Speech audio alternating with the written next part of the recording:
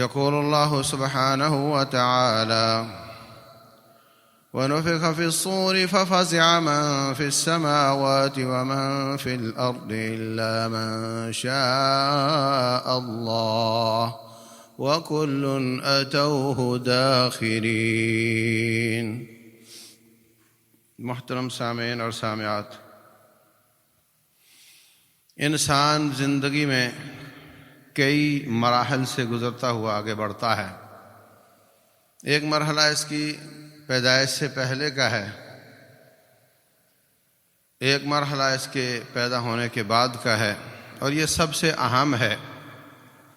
اس میں سے بھی جوان ہونے سے پہلے کا مرحلہ، اس کیے ہوئے گناہ اللہ تعالیٰ شمار نہیں کرتا۔ جوان ہونے سے پہلے کے گناہ اللہ شمار نہیں کرتا۔ اس مرحلے میں انسان شرعی امور میں آزاد ہوتا ہے اور تکوینی امور میں مجبور ہوتا ہے۔ شرعی امور جو اللہ اس کے رسول صلی اللہ علیہ وسلم نے فرامین بتائے ہیں، یہ کرو، یہ نہیں کرو، اس سے بچو، اس سے نہیں بچو، اس میں یہ با اختیار ہے۔ اور تکوینی امور جیسے گرمیاں آتی ہیں تو سب کو لگتی ہیں، جیسے پیدا ہوا ہے لیٹ نہیں ہو سکتا، مرنا ہے لیٹ نہیں ہو سکتا، کس خاندان میں پیدا ہونا ہے، یہ سب تکوینی امور ہیں، اس میں انسان مجبور ہے۔ تو اس کے بعد پھر پیدا ہونے سے پہلے والے مرحلے میں بھی مجبوری تھا، کچھ نہیں کر سکتا تھا، اور اس کے بعد والے مرحلے میں بھی یہ مجبور ہوگا، تنگ قبر میں ہوگا اور قبر سے بھاگ نہیں سکے گا۔ پھر حشر کا مرحلہ آئے گا۔ حشر کے مرحلے سے پہلے ایک اور مرحلہ ہے، بلکہ 2 مرحلے ہیں۔ یہ سارے مراحل 100% مجبور ہو کر چلے گا، سوائے جنت میں جانے کے، منمانی نہیں کر سکے گا۔ جو جنت میں جائے گا وہ منمانی کرے گا، ورنہ تقریباً 100% مجبور ہوگا۔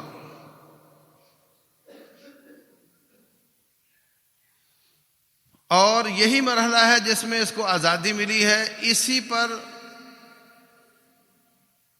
دار و مدار ہے اگلے سارے مراحل کا۔ اگلے سارے مراحل کا دار و مدار بھی اسی پر ہے۔ 50 سالہ زندگی میں رب کی بات مانے تو 50,000 سالہ زندگی میں رب اس کی باتیں مانے گا،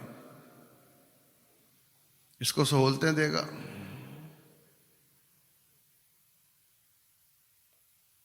50 سالہ زندگی میں اللہ تعالیٰ کی نہیں مانتا تو 50,000 سالہ زندگی میں بہت پریشان ہوگا۔ اس کے بعد فریق فی الجنہ و فریق فی السعیر، ایک فریق جنت میں، ایک جہنم میں، علیہ باللہ۔ تو وہاں بھی اس کی نہیں چلے گی، اللہ محفوظ رکھے۔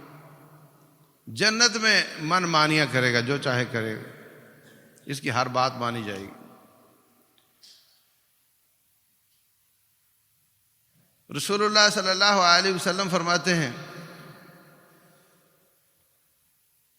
کہ اللہ تبارک و تعالی میری نسل سے ایک آدمی کو بھیجے گا کا مطلب پیدا ہوگا۔ اسی طرح نبی صلی اللہ علیہ وسلم کو اللہ نے بھیجا تو مطلب پیدا ہوئے اور ان کو نبوت دی۔ اس کو مہدی کے نام سے پکارا جاتا ہے، اس کا نام میرا نام ہوگا، اس کی ولدیت میری ولدیت ہوگی، میری نسل سے ہوگا۔ ان کے ہوتے ہوئے حضرت عیسیٰ علیہ السلام آئیں گے اور ادھر سے پوری دنیا سے گھوم کر دجال آ چکا ہوگا۔ تو عیسیٰ علیہ السلام کو دیکھتے ہی وہ پگھلنا شروع کرے گا، عیسیٰ علیہ السلام کے ساتھیوں کا اس کے ساتھ مقابلہ ہوگا، وہ ختم ہو جائے گا، پھر یاجوج ماجوج آئیں گے، پھر وہ ختم ہوں گے۔ تو 7 سال حضرت مہدی کی قیادت میں دنیا میں امن اور سکون ہوگا، بہت فراوانی ہوگی، بہت برکات ہوں گی، ایک انار سے ایک مجموعہ انسانوں کا سیر ہو جائے گا، ایک جانور کے دودھ سے بہت زیادہ لوگ سیراب ہو جائیں گے۔ اس دوران پھر ایک ہوا چلے گی۔ یہ جو قیامت کی علامات ہیں اس پر ایک الگ سے بات کریں گے انشاءاللہ، تفصیل کے ساتھ بات کریں گے۔ پھر ایک ہوا چلے گی، شام کی طرف سے آئے گی، اور وہ پوری دنیا میں ایمان والوں کا خاتمہ کر دے گی، کوئی ایمان والا باقی نہیں رہے گا، پھر برے لوگ رہ جائیں گے، ان کا سسٹم گدوں والا، رب کو نہیں مانتے اور بدکاریاں کرتے روڈوں پر، ان پر پھر قیامت قائم ہوگی۔ قیامت قائم ہونے کے 3 مرحلے ہیں۔ نمبر 1 نفخہ اولا، اس سے پہلے سورج مغرب سے نکلے گا، وہ علامات میں آ جائے گا۔ پہلی بار سور میں پھونکا جائے گا، فَفَزِعَ مَن فِي السَّمَاوَاتِ وَمَن فِي الْأَرْضِ۔ کچھ علماء کہتے ہیں 2 بار پھونکا جائے گا، کچھ کہتے ہیں 3 بار۔ اور طبرانی کی ایک حدیث ہے جس کو علامہ ابن العربی جو مفسر قرآن ہے انہوں نے صحیح کہا ہے۔ وہ کہتے ہیں کہ پہلی بار جب سور میں پھونکا جائے گا تو ساری کائنات پریشان ہو جائے گی، ایک دم پریشانی کھڑی ہو جائے گی، رہیں گے زندہ مگر پریشان ہو جائیں گے۔ اس کے بعد سور میں پھونکا جائے گا، ان دونوں کے بیچ میں کتنا فاصلہ ہے اللہ جانتا ہے، تو ساری زمین و آسمان کی مخلوقات تباہ ہو جائے گی۔ وَنُفِخَ فِي الصُّورِ فَصَعِقَ مَن فِي السَّمَاوَاتِ وَمَن فِي الْأَرْضِ۔ زمین و آسمان، 7 زمینوں 7 آسمان کی مخلوق تباہ ہو جائے گی۔ رسول اللہ صلی اللہ علیہ وسلم فرماتے ہیں سب سے پہلے اس آواز کو ایک آدمی وہ سنے گا جو کھیتوں کے لیے پانی کنویں سے نکالتا ہے جانوروں کے ذریعے، اور آگے اس کا حوض ہے اور اس کو وہ مٹی کا لیپ کر رہا ہوگا، سب سے پہلے وہ سنے گا۔ اس سے یہ لگتا ہے کہ اس زمانے میں یہ پلاسٹر اور سیمنٹ اور یہ فیکٹریاں یہ کچھ نہیں ہوگا،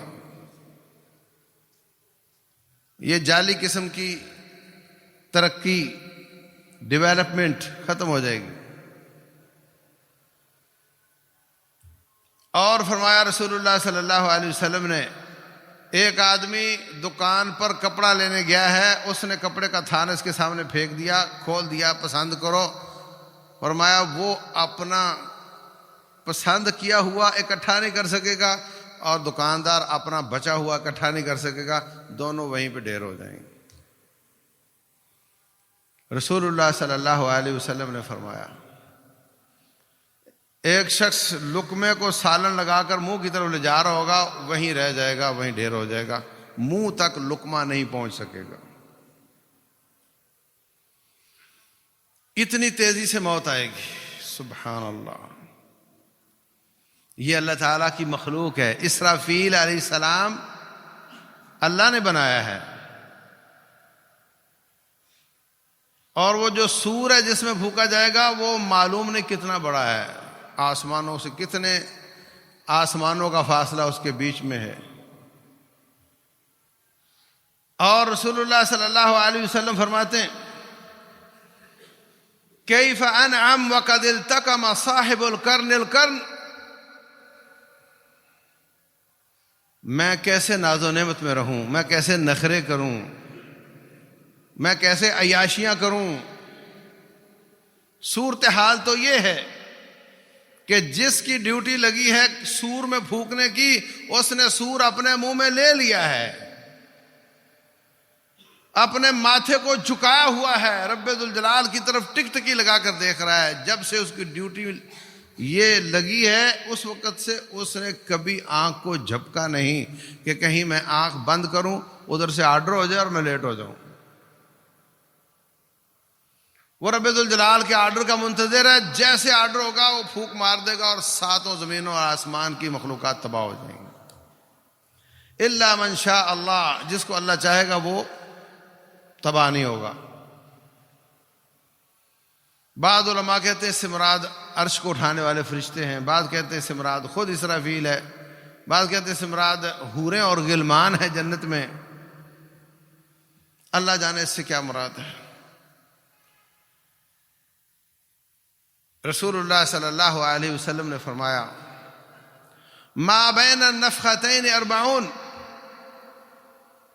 دونوں جو ایک موت والا پھونک مارنا ہے اور ایک بعد میں دوبارہ زندہ ہونے والا پھونک مارنا ہے، ان دونوں کے درمیان میں 40 کا فاصلہ ہوگا۔ ابو ہریرہ رضی اللہ تعالیٰ عنہ سے کسی نے پوچھا 40 دن؟ کہا معلوم نہیں۔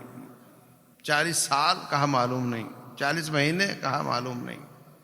میں انکار کرتا ہوں، میں نہیں بتاؤں گا۔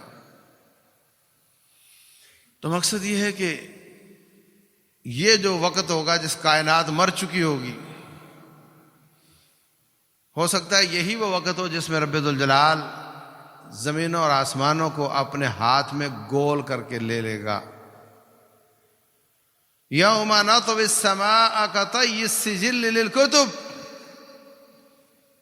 جیسے لکھنے والا لکھ کر کاپی کو گول کر کے ہاتھ میں لے لیتا ہے، اسی طرح رب ذوالجلال آسمانوں کو گول کر کے ہاتھ میں لے لے گا۔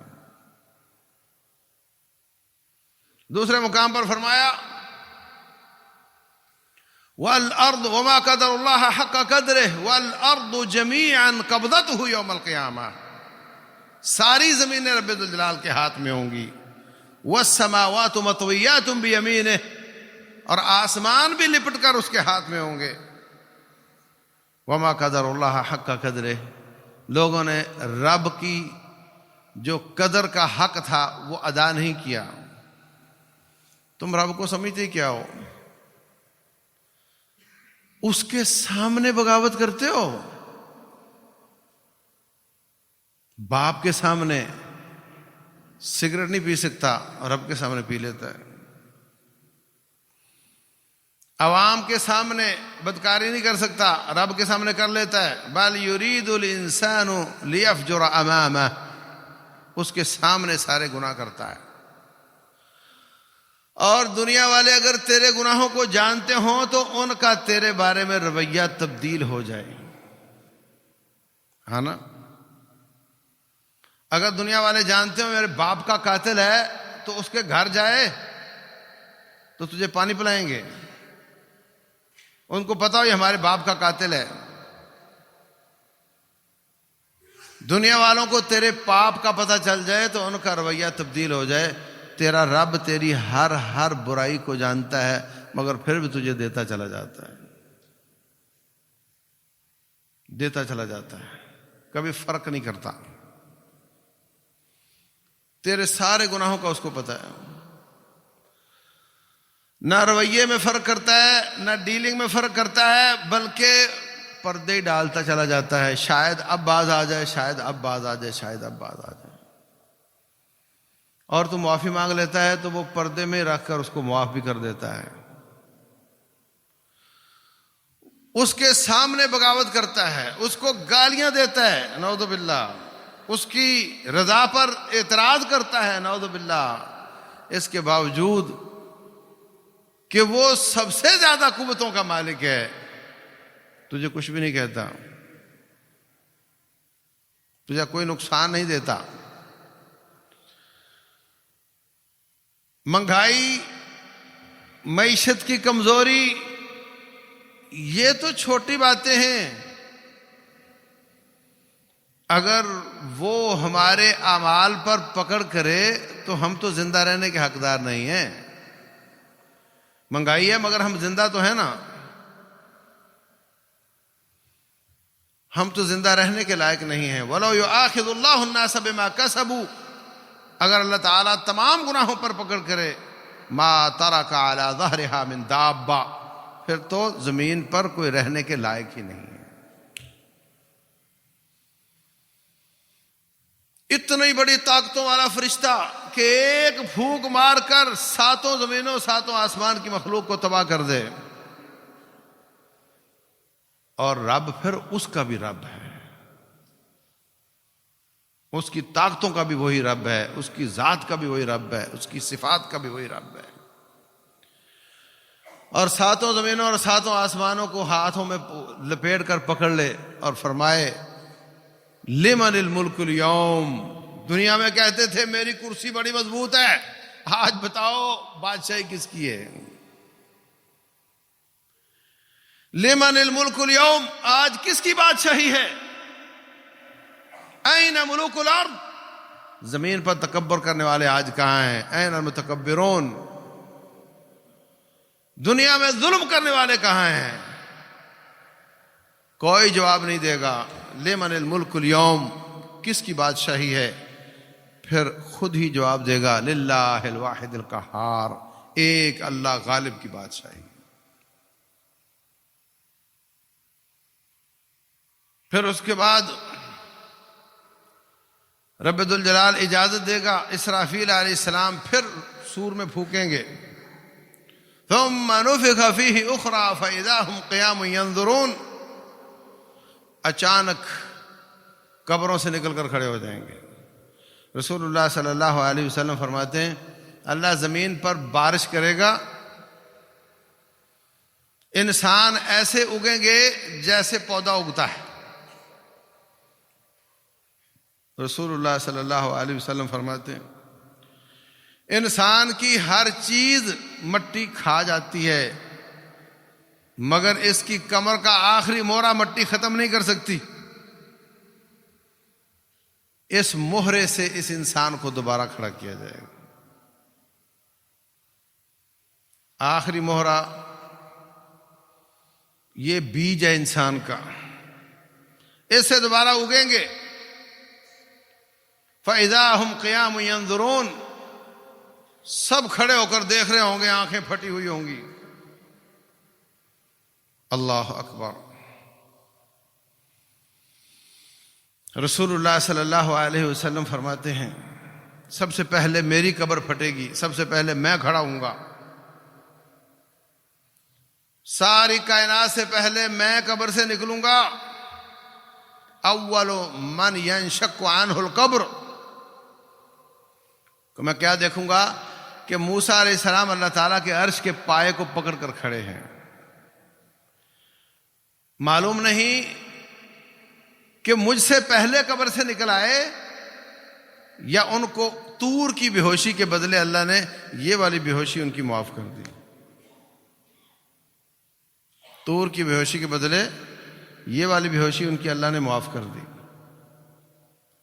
فرمایا تبعثون یوم القیامت حفاتا عراتا غرلا، سب کے سب ننگے پاؤں ننگے جسم بغیر ختنے کے پیدل چلتے ہوئے آئیں گے۔ حفاتا عراتا مشاتا، جس طرح پیدا ہوئے تھے بغیر ختنے کے ایسے دوبارہ اٹھائے جائیں گے۔ وَأَوَّلُ مَنْ يُكْسَى ابراہیم، سب سے پہلا جن کا جسم ڈھانپا جائے گا وہ ابراہیم علیہ السلام ہوں گے۔ عائشہ صدیقہ رضی اللہ تعالیٰ عنہ فرماتی ہیں میں نے پوچھا حضرت یہ تو بہت پریشانی کی بات ہے کہ عورتیں اور مرد سب بے لباس ہوں گے، تو وہ تو ایک دوسرے کو دیکھیں گے، شرم آئے گی۔ رسول اللہ صلی اللہ علیہ وسلم فرماتے ہیں معاملہ اتنا شدید ہوگا کہ کوئی کسی کو نہیں دیکھے۔ اللہ سب کو محفوظ رکھے، اگر کسی مجمع میں بم پھوٹ جائے اور کچھ کے کپڑے پھٹ جائیں اور کچھ کی ٹانگ ٹوٹ جائے، کوئی کھڑا ہو کر دیکھتا ہے میں دیکھوں کون کون ننگا ہوا ہے؟ اتنی پریشانی ہوتی ہے کہ ہر بندہ چاہتا ہے کہ میں کسی طرح یہاں سے بھاگ جاؤں۔ باپ وہ کٹ گیا ہے، باپ زخمی ہو گیا ہے، کوئی نہیں پوچھتا اس کو، بم پھوٹا بس بھاگو یہاں سے، یہاں سے باہر حال نکلو۔ نہ کوئی کسی ننگے کو دیکھتا ہے، نہ کوئی کسی باپ کو دیکھتا ہے۔ یہ ایک چھوٹی سی ہلکی سی جھلک ہے جو قیامت قائم ہوتے وقت بے ہوشی ہوگی اور پریشانی ہوگی۔ اللہ اکبر۔ القارعۃ ما القارعۃ وما ادراک ما القارعۃ۔ کھڑکھڑانے والی، تم کیا جانو وہ کیا ہوگی؟ کھڑکھڑاہٹ ہوگی، بہت آوازیں ہوں گی، شدید آوازیں ہوں گی۔ یوم یکون الناس کالفراش المبثوث، جیسے بارش ہوئی ہو تو بہت زیادہ پتنگے آتے ہیں، کسی کا منہ ادھر کسی کا ادھر، کو اڑ رہا ہے، کو گر رہا ہے، کو پڑ رہا ہے، کو کٹ رہا ہے۔ یہ صورتحال ہوگی انسانوں کی۔ اللہ اکبر۔ الحاقۃ ما الحاقہ وما ادراک ما الحاقہ، یہ سب قیامت کے نام ہیں۔ قیامت کا نام حاقہ، قیامت کا نام ہے القارعہ، قیامت کا نام ہے فإذا جاءت الطامة الكبرى آزفت الآزفة فإذا جاءت الصاخة۔ یہ سب آوازوں کے مختلف جھٹکوں کے صفات کے حساب سے قیامت کے نام ہے بے شمار، بہت زیادہ۔ آزفت الآزفة ليس لها من دون الله كاشفة۔ الرادفة، یہ سب اس کے نام ہیں۔ اور قیامت کا نام قیامت اس لیے ہے یوم یقوم الناس لرب العالمین، اس دن سب کھڑے ہوں گے۔ کتنا کھڑے ہو سکتے ہو؟ قاری صاحب تراویح پڑھاتے ہیں تو تم تھک جاتے ہو، سب کھڑے ہوں گے یوم یقوم الناس لرب العالمین۔ کچھ لوگ بے لباس تو سب ہوں گے، کچھ لوگ نابینے ہوں گے۔ یہاں نابینا اتنا پریشان نہیں ہوتا، گھر سے مسجد، مسجد سے اسکول، بچے تھک جانا ہے، اس راستہ وہ یاد کر لیتا ہے اور وہ چلا جاتا ہے، نابینے چلتے رہتے ہیں۔ لیکن اب زمین کے تمام نشانات مٹا دیے گئے ہیں، کوئی گلی بازار محلہ نہیں، کوئی کھڈا نہیں، کوئی پہاڑ نہیں، کوئی ہمالیہ نہیں، کچھ نہیں ہے۔ اب چلنا ہے، کیسے چلے گا؟ وَنَحْشُرُهُ يَوْمَ الْقِيَامَةِ أَعْمَى۔ جو شخص 50 سالہ زندگی گزارتا ہے کتاب و سنت کو بائی پاس کر کے، من اعرض عن ذکری، ذکر سے مراد کتاب و سنت ہے۔ اِنَّا نَحْنُ نَزَّلْنَا الذِّكْرَ وَإِنَّا لَهُ لَحَافِظُونَ۔ جو کتاب و سنت کو دیکھتا ہی نہیں کہ اللہ اس کے رسول کا کیا فرمان ہے، اور بس جی رہا ہے، چل رہا ہے، بس جی دنیا میں سب چلتا ہے، تو اس کو اللہ تعالیٰ قیامت والے دن نابینا کر کے اٹھائے گا۔ قال رب لم حشرتنی اعمی وقد كنت بصیرا، کہے گا یا اللہ مجھے نابینا کیوں کیا؟ 50 سالہ زندگی میں آنکھیں ملی تھیں، 50,000 سالہ زندگی میں نابینا ہو گیا۔ قال كذلك اتتك آیاتنا فنسیتها، ایسے ہی میری آیات تیرے پاس آئی تھی اور تجھے آنکھیں دی تھی قرآن پڑھنے کے لیے، آنکھیں دی تھی سنت مصطفیٰ کو دیکھنے کے لیے صلی اللہ علیہ وسلم۔ جس کام کے لیے تجھے بھیجا تھا، عبادات کے لیے، وہ تو نے کیا نہیں، تجھے آنکھ دینے کا فائدہ نہیں ہوا، اس لیے جیسے تو نے ہماری باتوں کو دنیا میں بھلا دیا، آج ہم نے تجھے بھلا دیا۔ كذلك أتتك آياتنا فنسيتها فكذلك اليوم تنسى۔ نابینا ہے، ٹھڈے کھا رہا ہے، گر رہا ہے، اٹھ رہا ہے، گر رہا ہے، اٹھ رہا ہے، آنکھ نہیں ہے، سفر لمبا ہے۔ رسول اللہ صلی اللہ علیہ وسلم فرماتے ہیں میدان محشر سجے گا شام کے علاقے میں۔ شام کا علاقہ سعودیہ کا تبوک اور جارڈن سارا اور سیریا سارا اور قدس کا علاقہ، یہ سارا شام کہلاتا ہے۔ وہاں میدان محشر ہوگا اور پیدل جانا ہوگا۔ رسول اللہ صلی اللہ علیہ وسلم فرماتے ہیں ایک آگ آئے گی، تبھی تو معہم حیث باتوا وتقیل معہم حیث قالوا، پیچھے آگ ہوگی، اس سے ڈر کر آگے بھاگیں گے۔ جب دوپہر کا وقت ہوگا آگ رک جائے گی، یہ سو جائیں گے، پھر آگ حرکت میں آئے گی، یہ پھر بھاگنا شروع کریں گے۔ رات ہوگی تو آگ رک جائے گی، یہ سو جائیں گے۔ دن ہوگا تو پھر آگ آگے بڑھے گی، ان کو ساری زمین سے دنیا کو پیدل چلا کر کے شام کے علاقے میں جمع کریں گے۔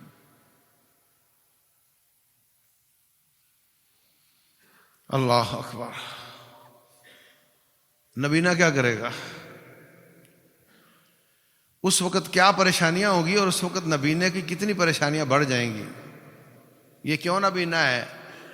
اس لیے کہ دنیا گزاری علماء کی کوئی قدر نہیں سمجھتا، ان سے پوچھنا ضروری نہیں سمجھتا، کاروبار کرتا ہے، من مانی کرتا ہے، معیشت، معاشرت، اقتصاد، سیاست اس کی اپنی من مانی کے حساب سے ہے۔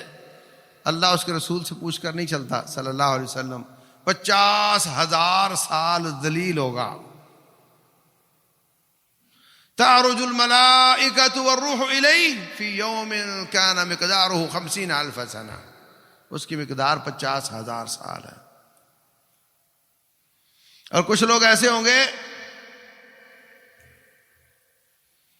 وَنَحْشُرُهُمْ عَلَى وُجُوهِهِمْ، ہم ان کو چہرے کے بل اٹھائیں گے۔ برہنہ بھی ہے، عُمْيًا وَبُكْمًا وَصُمًّا، آنکھوں سے نبینا، زبان سے گونگا اور کانوں سے بہرا، اور الٹا کر کے اٹھائے گا، سیدھا نہیں ہو سکے گا۔ میں نے آپ کو بتایا کہ یہ جہان ہے جس میں منمانی ہوتی ہے، اس جہان میں جو جیسے کہہ دیا ویسے ہوگا۔ کسی کے الٹے ہاتھ میں اعمال نامہ ہے تو وہ سیدھے میں نہیں پکڑ سکے گا، کسی کو الٹا کر کے اٹھایا تو وہ سیدھا ہو کر نہیں چل سکے گا۔ صحابی پوچھتے ہیں اے اللہ کے رسول علیہ الصلوۃ والسلام، وہ 2 ٹانگیں ہوتی ہیں، ایک ٹانگ سے چلنا مشکل ہوتا ہے، چل سکتے ہو ایک ٹانگ سے؟ تو جب 2 ٹانگوں سے انسان چلتا ہے تو جب وہ منہ کے بل چلے گا تو کیسے چلے گا؟ تو رسول اللہ صلی اللہ علیہ وسلم فرماتے ہیں جس رب نے 2 ٹانگوں سے چلنا سکھایا وہ منہ سے چلنا بھی سکھا دے گا۔ کیسی بے بسی ہے، کیسا عبرت کا نشان ہے کہ تکلیف میں ہے۔ اب اتنا مجمع ہو، پیچھے آگ لگی ہو، بھاگ دوڑ ہو، تو جو کھڑے ہو کر چل رہے ہوتے ہیں ان کے ٹھڈے لگ جاتے ہیں ایک دوسرے کو، ہاں نا؟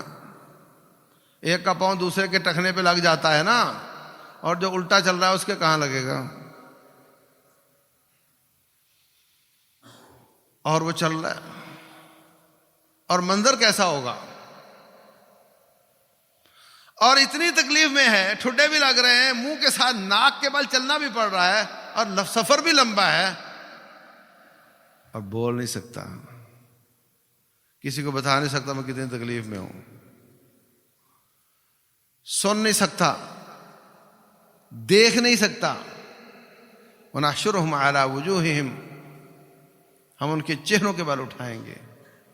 عُمْيًا وَبُكْمًا وَصُمًّا، نبینے، بہرے اور گونگے۔ مَأْوَاهُمْ جہنم، آخر کا ٹھکانہ آگ ہوگا۔ كُلَّمَا خَبَتْ زِدْنَاهُمْ سَعِيرًا، جب آگ کم ہو جائے گی ہم اور زیادہ کر دیا کریں۔ اللہ اکبر۔ بہت بڑے بڑے زلزلے آئیں گے۔ اذا زلزلت الارض زلزالها واخرجت الارض اثقالها،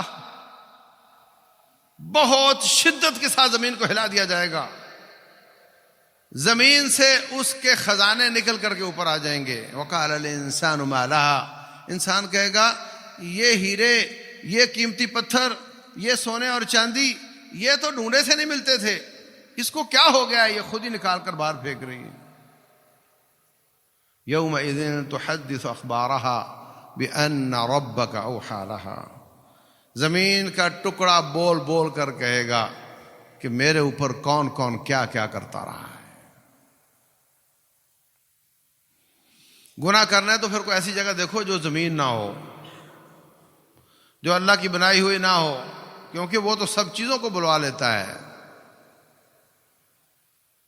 وہ تو ہر چیز کو بلوا لیتا ہے، وہ بتائے گا، وہ جگہ بتائے گی، تیرے جسم کے انگ انگ کو بلوا لیتا ہے۔ وَقَالُوا لِجُلُودِهِمْ لِمَ شَهِدتُّمْ عَلَيْنَا، اپنے چمڑے سے کہے گا میرے خلاف گواہی کیوں دیتے ہو؟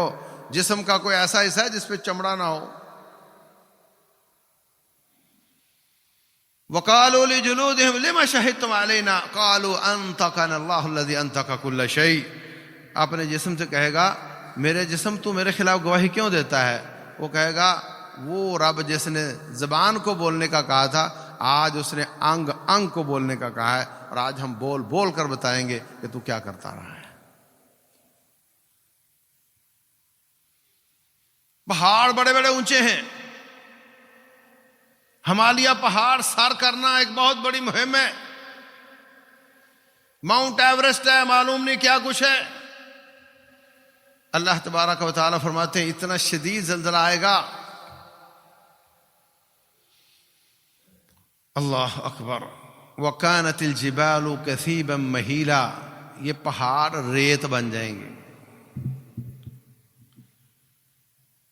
ریت بن جائیں گے۔ یہ زمین اس کی یہ اوقات بھی نہیں ہے، اگر آپ کے ہاتھ میں ایک پلیٹ ہو، کھانے والی پلیٹ، اور اس میں تھوڑی سی دال، تھوڑی سی چینی، یہ چیزیں پڑی ہوئی ہوں، اس کو تیزی سے ہلاؤ تو کیا ہوتا ہے؟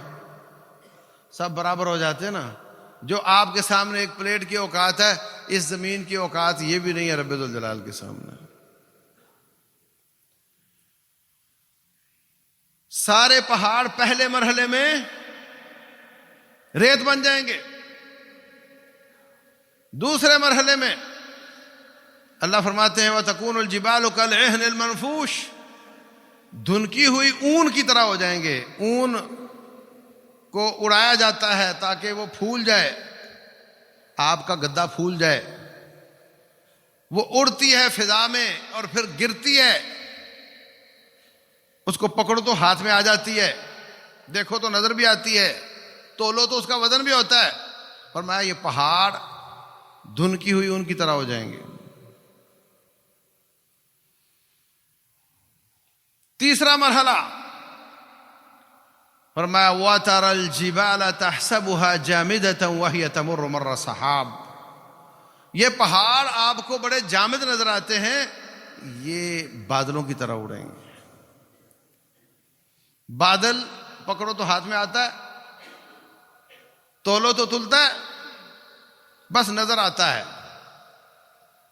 چوتھا مرحلہ وَسُيِّرَتِ الْجِبَالُ فَكَانَتْ سَرَابًا، پہاڑوں کو اس تیزی کے ساتھ چلایا جائے گا کہ وہ سراب ہو جائیں گے۔ سراب کیا ہوتا ہے؟ گاڑی کی پہلی سیٹ پر آپ بیٹھے ہو نا، تو سامنے گرمی میں سڑک کے اوپر ایسے لگتا ہے جیسے پانی ہو، وہاں جب گاڑی پہنچتی ہے تو وہاں کچھ بھی نہیں ہوتا، مطلب یہ پہاڑ نظر بھی نہیں آئیں گے۔ لوگ کہتے ہیں مادہ ختم نہیں ہوتا، یہ دیکھ لو۔ اور آپ جانتے ہیں شیشہ کس چیز سے بنتا ہے؟ شیشہ پتھر سے بنتا ہے، اور جب وہ شیشہ بن جاتا ہے تو پھر شیشہ نظر نہیں آتا۔ کئی لوگ ٹکرا جاتے ہیں شیشے سے کیونکہ وہ نظر نہیں آتا۔ اگر آج دنیا پتھر کو گرم کر کے شیشہ ایسا بنا لیتی ہے جو نظر نہیں آتا، تو رب ذوالجلال تو پھر رب ہے، یہ پہاڑ نظر نہیں آئیں گے۔ یسألونک عن الجبال، آپ سے پوچھتے ہیں پہاڑوں کا کیا ہوگا؟ قل ینسفها ربی نسفا، اللہ ان کو ملیا میٹ کر دے۔ فیذرها قاعا صفصفا لا تری فیہا عوجا ولا امتا، ساری زمین برابر ہو جائے گی، نہ کوئی کھڈا ہوگا، نہ کوئی سمندر ہوگا، نہ پہاڑ ہوگا، کچھ بھی نہیں ہوگا، چھپنے کی کوئی جگہ نہیں ہوگی۔ سورج 1 میل کے فاصلے پر ہوگا، لوگ اپنے پسینوں میں ڈوب رہے ہوں گے اپنے اپنی بدعمالیوں کے حساب سے۔ اور سب سے بڑی پریشانی یہ ہوگی کہ شدید پریشان ہے اور اللہ تعالیٰ حساب شروع نہیں کر رہا. شدید پریشان ہے اور اللہ تعالیٰ حساب شروع نہیں کر رہا. کیا کریں؟ رب ذوالجلال والاکرام حساب شروع نہیں کر رہا. دنیا سورج قریب آ چکا ہے، دنیا پسینوں میں ہے، پریشان ہے، اور اللہ تعالیٰ حساب شروع نہیں کر رہا. کبھی کسی کو عدالتوں کے چکر لگانے پڑے ہوں تو تھوڑا سا تصور اس کو آئے گا کہ کیا کیفیت ہوتی ہے. عدالتوں کے سامنے جج نہیں آیا، اگلی بار گئے جج نہیں آیا، جج لیٹ آیا، رب ذوالجلال حساب شروع نہیں کرے گا. رسول اللہ صلی اللہ علیہ وسلم فرماتے ہیں ساری کائنات وہ آدم علیہ السلام کے پاس جائے گی. ابا جان، آپ ہم سب کے ابا ہیں، آپ کو اللہ تعالیٰ نے اپنے ہاتھ سے پیدا کیا، ہاتھ سے بنایا، اور سجدہ کروایا آپ کو فرشتوں سے، آپ کی بڑی شان ہے. اللہ تعالیٰ سے درخواست کر دیں کہ صرف اور کچھ نہیں، یہ نہیں کہ ہمیں پاس کر دے، بس اتنا کر دیں کہ حساب شروع کر دیں. وہ کہیں گے تمہاری بات درست ہے، لیکن مجھے کہا تھا کہ ایک درخت کو نہیں چکھنا، میں نے وہ غلطی کر لی تھی. آج رب اتنا ناراض ہے جتنا کبھی نہیں ہوا. یہ لفظ ہیں حدیث کے، اس لیے میری تو ہمت نہیں ہے. اگر اللہ نے مجھے پوچھ لیا کہ تم وہی ہو نا، میں نے کہا تھا درخت نہیں کھانا اور چکھنا نہیں، تو تم نے اس کا پھل چکھ لیا تھا. مجھے تو اپنی جان کی پڑی ہوئی ہے. حالانکہ رب ذوالجلال فرماتے کہ آدم علیہ السلام اللہ کی طرف تائب ہوئے، فتاب علیہ، اللہ نے ان کی توبہ قبول کر لی. ایتھینٹک ہے، قرآن کی آیت ہے، آدم علیہ السلام کا گناہ معاف ہو گیا.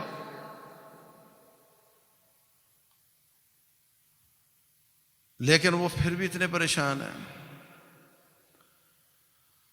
ہم نے کیا کچھ نہیں کھایا، رمضان میں کھانا منع ہے، کتنے % لوگ روزہ رکھتے ہیں.